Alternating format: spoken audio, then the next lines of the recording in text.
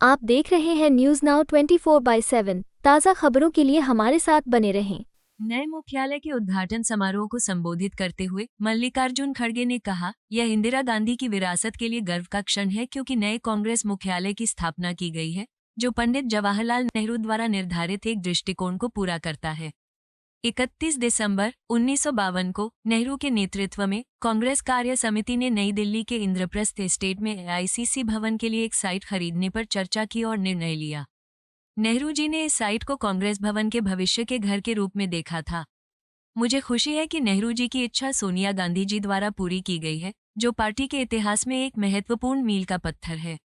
Party के नए मुख्यालय में पार्टी अध्यक्ष मल्लिकार्जुन खड़गे, सांसद सोनिया गांधी, लोकसभा के नेता प्रतिपक्ष राहुल गांधी और पार्टी के अन्य प्रमुख नेताओं की उपस्थिति में कांग्रेस का झंडा फहराया। इंदिरा गांधी भवन को पार्टी और उसके नेताओं की उभरती जरूरतों को पूरा करने के लिए डिजाइन किया गया है, जिसमें प्रशासनिक, संगठनात्मक और रणनीतिक गतिविधियों का समर्थन करने के लिए आधुनिक सुविधाएं हैं। श्रीमती सोनिया गांधी जी, राहुल गांधी जी और मेरे सहयोगी और साथियों, आज मुख्यालय का उद्घाटन हमारे पार्टी के इतिहास में एक मील का पत्थर है। इंदिरा गांधी भवन नाम से कांग्रेस का स्थायी दफ्तर बनना हम सब के लिए बहुत गर्व की बात है। साथियों, ये बहुत खुशी की बात है कि ये भवन उसी इलाके में बना है जहां हमारे महान नायकों ने सोचा था 31 दिसंबर 1952 को पंडित जवाहरलाल नेहरू जी की अध्यक्षता में CWC की मीटिंग में ये बात हुई और उसके प्रोसीडिंग से मैं कोट करता हूँ। उन्होंने क्या कहा था? The committee considered the question of the purchase of the site for the AICC office building. It was decided that a site for the AICC office be purchased in the Indraprastha state on the terms offered. यानी उस दिन की आवाज थी कि इसी area में Congress office बने और ये निर्णय उस वक्त जब जवाहरलाल नेहरू जी के घर में CWC की मीटिंग हुई, उसमें ये उनका इरादा था। तो मुझे खुशी है कि नेहरू जी की ख्वाहिश आज श्रीमती सोनिया गांधी जी ने पूरी की। इस मुख्यालय का शिलान्यास 28 दिसंबर 2009 को कांग्रेस के 125वें स्थापना दिवस पर सोनिया गांधी जी के नेतृत्व में हुआ था और उनकी देखरेख में भवन निर्माण का कार्य आगे बढ़ा। इसीलिए सोनिया जी से हमने अनुरोध किया कि आप उद्घाटन करें और आप यहाँ पधारे। इसी के लिए मैं आपको बहुत बहुत धन्यवाद देता हूँ और मैं आपका आभारी हूँ। साथियों, आज़ादी की लड़ाई के सबसे कठिन मौके पर 1920 के दशक से 1947 तक कांग्रेस का मुख्यालय इलाहाबाद में स्वराज भवन था, जहाँ पर इंदिरा गांधी जी का जन्म हुआ था और इसीलिए आज हम इसको इंदिरा गांधी भवन इस नाम से रखें। आज़ादी के बाद मुख्यालय इलाहाबाद से दिल्ली आया और 1969 में जंतर मंतर रोड से निकलकर फिर राजेंद्र प्रसाद रोड पर ये रहा और 1978 से अब तक 24 अकबर रोड पर हमारी ऑफिस है। कांग्रेस मुख्यालय कभी भी केवल ईंट और पत्थरों की इमारत नहीं है।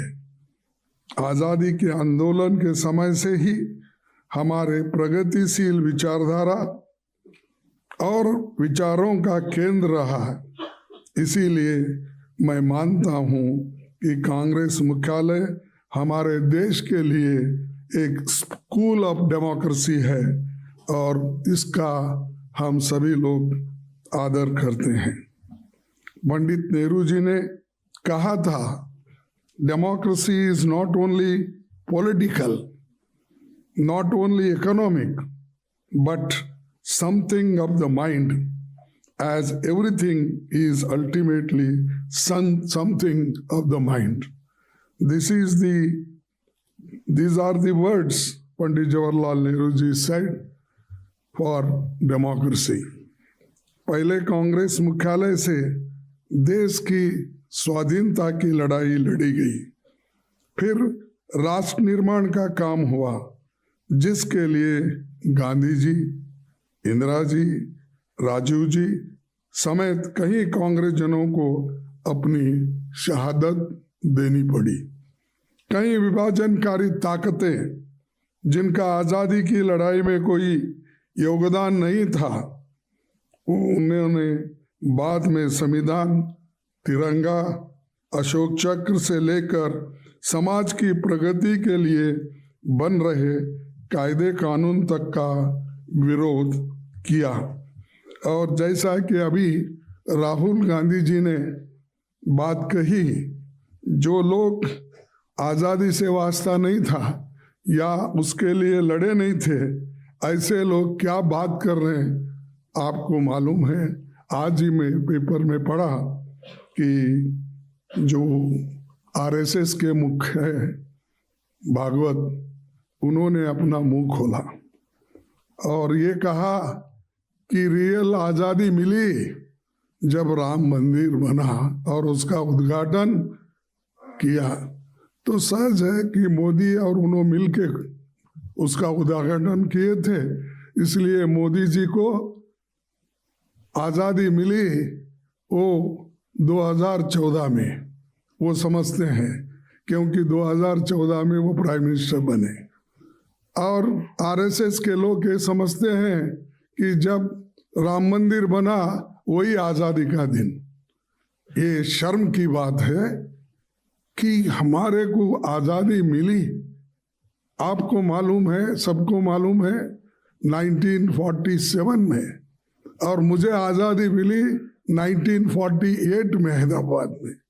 तो आज़ादी मिलने के बाद भी अभी उसको वो स्वीकार नहीं कर रहे, तो इसका मतलब ये है क्योंकि उनको कोई दर्द नहीं, कभी लड़े नहीं, कभी जेल में नहीं गए, इसीलिए वो उनको याद नहीं रहता। हमको याद इसलिए है कि हमारे लोग आज़ादी के लिए मरे हैं, आज़ादी के लिए ठोकरें खाए हैं, घर छोड़े हैं, इसीलिए हमको याद है, उनको याद नहीं है। इसीलिए मुझे ये कहना पड़ता है कि उनका जो स्टेटमेंट है उसको मैं कंडम करता हूँ, और ऐसी स्टेटमेंट अगर वो देते गए तो हिंदुस्तान में फिरना बड़ा मुश्किल उनको हो जाएगा।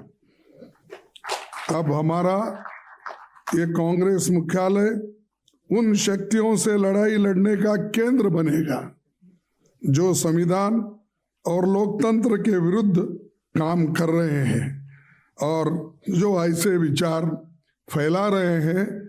तो इसको तोड़ में हम लोग इस एक केंद्र का उपयोग करेंगे और आप सभी लोग इसके लिए तैयार है, मुझे आशा है।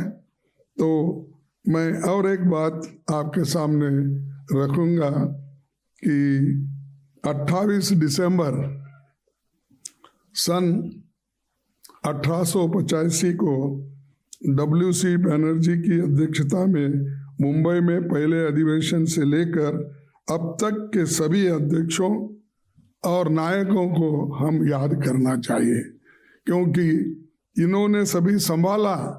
इसीलिए तो आज हम ये दिन देख रहे हैं और एक के बाद एक उन्होंने त्याग दिया, बलिदान दिया।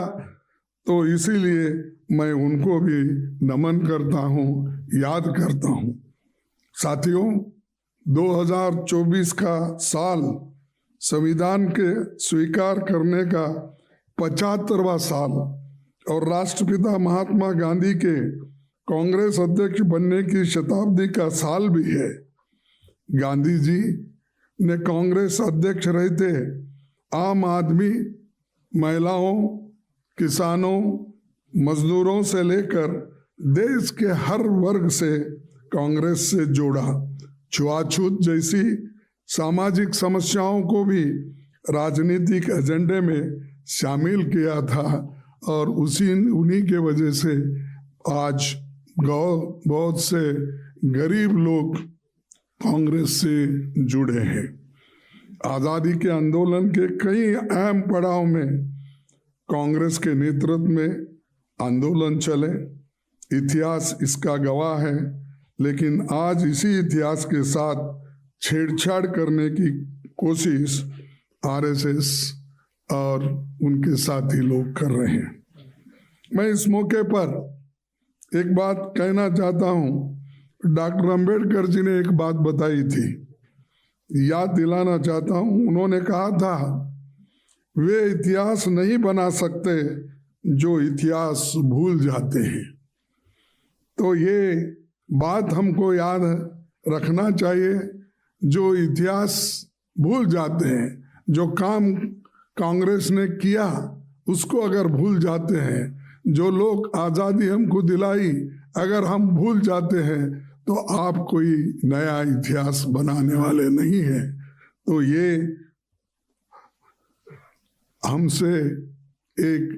हमने ये बात इसलिए कह रहे हैं कि आज की जो पार्टियां हैं वो सिर्फ कांग्रेस को गालियां देने में ही अपना समय बिता रहे हैं।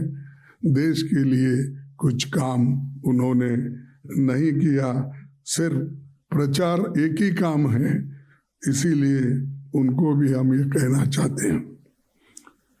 अपने कांग्रेस के साथियों को कहना चाहता हूँ कि हमें इतिहास याद रखना है और लोगों को भी याद दिलाते रहना है।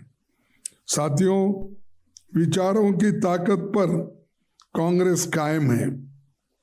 दादा भाई नौरोजी, महात्मा गांधी जी, सरोजिनी नायडू, सरदार पटेल, नेहरू जी, मौलाना आज़ाद, नेताजी सुभाष चंद्र बोस, राजेंद्र बाबू समेत सभी प्रमुख राष्ट्र नायक हमारी विरासत है।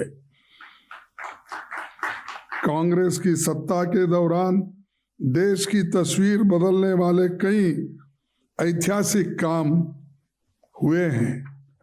पंडित जवाहरलाल नेहरू के नेतृत्व में हुए प्रयासों से ही भारत दुनिया का सबसे बड़ा लोकतंत्र बना और अंबेडकर के नेतृत्व में दुनिया का सबसे बेहतरीन संविधान बना। शास्त्री जी के नेतृत्व में जो जय जवान जय किसान का नारा और जवानों और किसानों के लिए बहुत कुछ उन्होंने काम किया। पहली महिला प्रधानमंत्री इंदिरा जी के नाम पर बना ये भवन मातृशक्ति का प्रतीक है और ये हमेशा हम सभी के लिए प्रेरणा का केंद्र बना रहेगा। उनके कार्यकाल में 10 सूत्री योजना के तहत बैंकों और बीमा कंपनियों का राष्ट्रीयकरण, लैंड रिफॉर्म्स, प्रीवेपर्स खत्म करने का काम और हरित क्रांति, श्वेत क्रांति उन्होंने लाई और 20 सूत्री कार्यक्रम के तहत गरीबों और कमजोर तबकों के लिए साहसिक काम उन्होंने किया। पाकिस्तान को शिकस्त देकर बांग्लादेश को इंदिरा जी ने आज़ाद कराया और मुझे गर्व है कि 1969 में इंदिरा जी के ज़माने में मैं ब्लॉक कांग्रेस कमेटी का अध्यक्ष बना था और 2022 में मुझे अपना राष्ट्रीय अध्यक्ष आपने चुना। तो 69 से लेकर लगातार कांग्रेस पार्टी में मुझे सेवा करने का मौका मिला और आपने जो मुझे अध्यक्ष चुना 2022 में, कि उसका मैं बहुत ही आभारी हूँ। और किसी भी शब्द में अगर मैं कहूँगा वो कम गिर जाएंगे शब्द, लेकिन इतना बड़ा एक हम पर आप सभी लोगों ने जो एक आशीर्वाद किया, इसीलिए आज हम आपके आइडियोलॉजी पे, हमारे आइडियोलॉजी पे हम डटे रहते हैं, डटे रहेंगे, चाहे वो कोई भी हो, प्रधानमंत्री हो, आरएसएस के मुखिया हो, होम मिनिस्टर हो।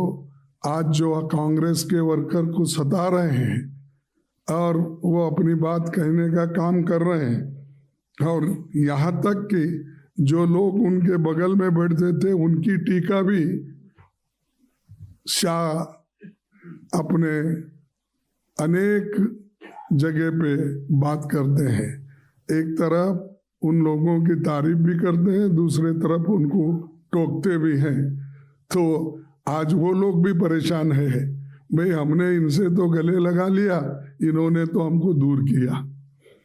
लेकिन आज ऐसा समय है कि हम जो किए हैं उसको लोगों को याद दिलाना जरूरी है। और राजीव जी के समय संचार और सूचना क्रांति, ऑटोमोबाइल क्रांति, ग्रास रूट्स लेवल डेमोक्रेसी के लिए पंचायती राज और 18 साल की उम्र में वोटिंग के अधिकार जैसे ऐतिहासिक काम हुए। ये सब काम हमारे युवाओं को हम बताने की ज़रूरत है। आज जितने भी जो इंजीनियरिंग में इतना कंपटीशन है, कंप्यूटर इंजीनियरिंग के लिए और कंप्यूटर से जुड़े हुए सभी कोर्सेस के लिए, वो अगर किसी की देन है तो वो राजीव गांधी जी की देन है। हमको ये याद रखना चाहिए। पीवी नरसिंह राव जी के कार्यकाल में लिबरलाइजेशन, इकोनॉमिक रिफॉर्म्स के द्वारा देश को नई दिशा मिली। डॉक्टर मनमोहन सिंह जी की सरकार में RTI, RTE, food security, MNREGA, forest rights और भूमि अधिग्रहण कानून बना और सामाजिक सुरक्षा के लिए कई काम हुए, जिससे जनता की ताकत बढ़ी। मैं यहाँ डॉक्टर मनमोहन सिंह जी के ऐतिहासिक योगदान को याद करते हुए उनको श्रद्धांजलि देता हूँ और घोषणा करता हूँ कि इस नए मुख्यालय में जो पुस्तकालय है उसका नाम डॉक्टर मनमोहन सिंह लाइब्रेरी होगा। तो हमने बहुत बड़ी लाइब्रेरी बनाई है, उस लाइब्रेरी का नाम मनमोहन सिंह जी के नाम पे रखना है। इसके लिए सबकी सहमति है, ऐसा मैं अपना ये करूँगा। तो ये सूचना भी मुझे हमारी नेता श्रीमती सोनिया गांधी जी ने दी कि ये करना ठीक होगा। तो इसीलिए कि जो लोग हमसे जुड़े हैं उन सब का सम्मान हम हमेशा करते रहे हैं और आज भी करेंगे। डॉक्टर मनमोहन सिंह जी के जाने के बाद उनकी अहमियत सभी समझ रहे हैं। He had once said that history would be kinder to him. I would like to assure Dr. Saab that history is indeed very kind to you. उन्होंने जो कहा था उससे भी ज़्यादा आज लोग हिंदुस्तान देश के बाहर सभी लोग प्रशंसा उनको कर रही है। इसीलिए मैं खास करके श्रीमती सोनिया गांधी जी को धन्यवाद देता हूँ। जब कभी आप कोई किसी चीज़ को हाथ लगाते हैं तो वो सोना बन जाता है और सोना बन जाता है और देश के लिए भी वो उसका फायदा होता है। मैं ये नहीं कर रहा हूँ आपको खुश करने के लिए, ना उन्होंने नहीं है, तो मैं इसलिए कह रहा हूँ कि आपने सोच के उस वक्त जो कदम उठाए उसका फायदा सारे देश को हो गया। और आज जब दुनिया में उनकी चर्चा होती है, दुनिया में जब उनका कौतुक किया जाता है तो ये सारा क्रेडिट हमको ही आता है, आपको ही आता है। ये आपके लिए मैं ये नहीं कह रहा हूँ कि हमारे लिए गर्व की बात है कि आपने ऐसे व्यक्ति को चुना जिसने सारे देश को और विदेश में अपना नाम फैलाया। कांग्रेस ने 140 सालों में कई उतार चढ़ाव के पल देखे, लेकिन कभी धैर्य नहीं खोया। हमारे नेताओं ने हमें सिखाया है कि प्रचंड जीत हो तो घमंड नहीं करना, पराजय हो तो मायूस नहीं होना है। तो जनता के बीच हमें लगातार संपर्क बनाकर एकता और अनुशासन के साथ उनके संघर्ष में भागीदार बनकर समाधान निकालना है। हम पर उनका विश्वास इसमें और भी बढ़ेगा। राहुल जी के नेतृत्व में भारत जोड़ो यात्रा और भारत जोड़ो न्याय यात्रा को सबने देखा है। उनकी मेहनत और त्याग के बल पर इससे अभूतपूर्व सफलता मिली। संविधान की रक्षा, जातिगत जनगणना, महंगाई, बेरोजगारी और भ्रष्टाचार से लेकर सभी बुनियादी मसलों पर पूरे देश में इसने नई ऊर्जा पैदा की और जनता में जागृति आई। इसी का नतीजा ये रहा कि लोकसभा चुनाव के बाद संविधान विरोधी ताकतें भी अब संविधान की बात करने लगी है। हमें भरोसा है कि पार्टी का नया मुख्यालय कांग्रेस को एक नई ऊर्जा देगा। जनता के हकूक के लिए लड़ते हुए हम कामयाबी देंगे।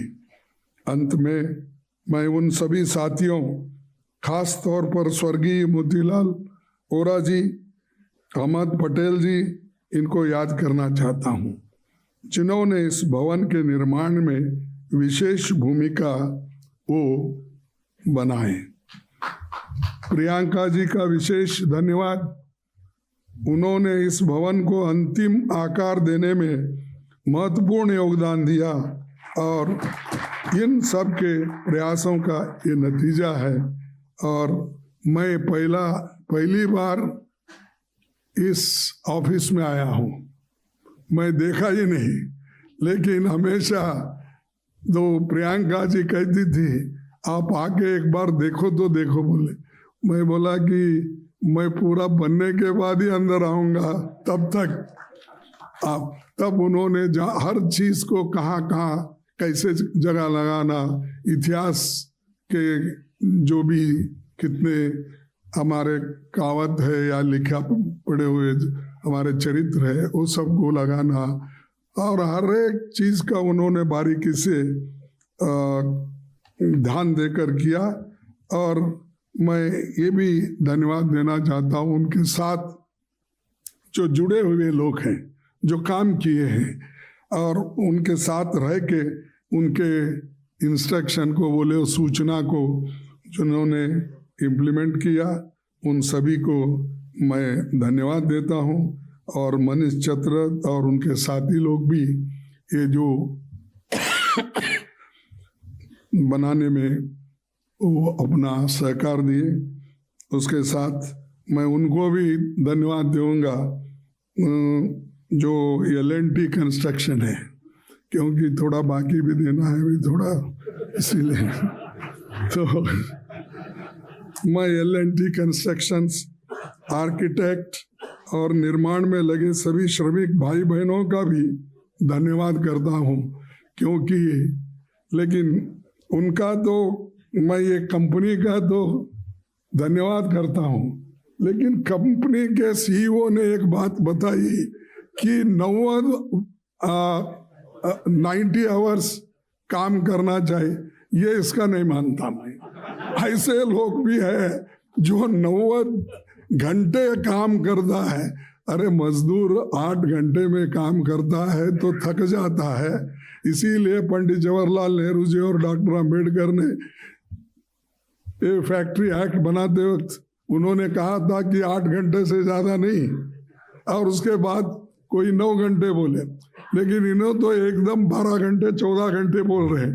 वो एक को छोड़ना चाहिए, लेकिन मैं कंपनी को अपना धन्यवाद देता हूँ, क्योंकि उन्होंने बहुत अच्छा काम करके दिया है। और उन श्रमिकों को भी उनकी मैं तारीफ करना, क्योंकि धूल में, धूप में, और कोई हमेशा उनको अगर रक्षा भी नहीं है तो रात दिन ये काम किए हैं, चाहे कोई भी हो, उन सबको मैं धन्यवाद देता हूँ। यहाँ पर देश भर का नेतृत्व, खासकर PCC प्रेसिडेंट्स और CLP लीडर्स मौजूद है। मैं इस मौके पर ये भी अपील करना चाहूँगा कि हमारा राष्ट्रीय मुख्यालय तो इतना शानदार बन गया है, लेकिन हमें चाहिए कि कांग्रेस पार्टी का अपना भवन हर राज्य, मैं आपसे अपील कर रहा हूँ तो कि हमारा राष्ट्रीय मुख्यालय तो इतना शानदार बन गया है, लेकिन हमें चाहिए कि कांग्रेस पार्टी का अपना भवन हर राज्य, हर जिले और हर ब्लॉक में बने। इससे संगठन को बहुत ताकत मिलेगी। ये मेरा अपील आपसे है। अगर आप लोग संगठन को मजबूत करना चाहते हैं तो ब्लॉक लेवल से लेकर PCC तक हमारे बिल्डिंग्स होना चाहिए, ऑफिसर्स होना चाहिए, क्योंकि बहुत से बिल्डिंग्स अभी नहीं बने। और एक आपको याद दिलाना चाहता हूँ, एक सुप्रीम कोर्ट का जजमेंट है, तो 1969 के पहले जो प्रॉपर्टी कांग्रेस की थी, इंदिरा गांधी के अध्यक्ष बनते वक्त, तब सुप्रीम कोर्ट ने एक निर्णय दिया है कि वो सब प्रॉपर्टी कांग्रेस को देना चाहिए, हैंड ओवर करना चाहिए। इसी बेसिस पे हमारे कर्नाटक में जो बिल्डिंग देवेगौड़ा के पास थी, JDS के पास, तो हमने वापस ली। हमारे वहाँ के सभी नेता लोग कोशिश किए और उसके बाद आज लाखों की प्रॉपर्टी है। तो इसीलिए मैं आपसे अपील करता हूँ, जहाँ भी पुराने 1969 से पहले जो प्रॉपर्टी कांग्रेस के नाम से थी, उसको आप कानूनी कार्रवाई करके अपने पास लीजिए, वो एक है। और दूसरा, जहाँ नहीं है, आप कृपया बिल्डिंग बंद कर आप एक खुशी कांग्रेस पार्टी को दीजिए। इतना कहते हुए मैं आपको फिर एक बार धन्यवाद देता हूँ और आपको बहुत बहुत शुक्रिया, और जय हिंद और जय कांग्रेस। आपको यह वीडियो पसंद आया हो तो इसे लाइक करें, हमारे चैनल को सब्सक्राइब करें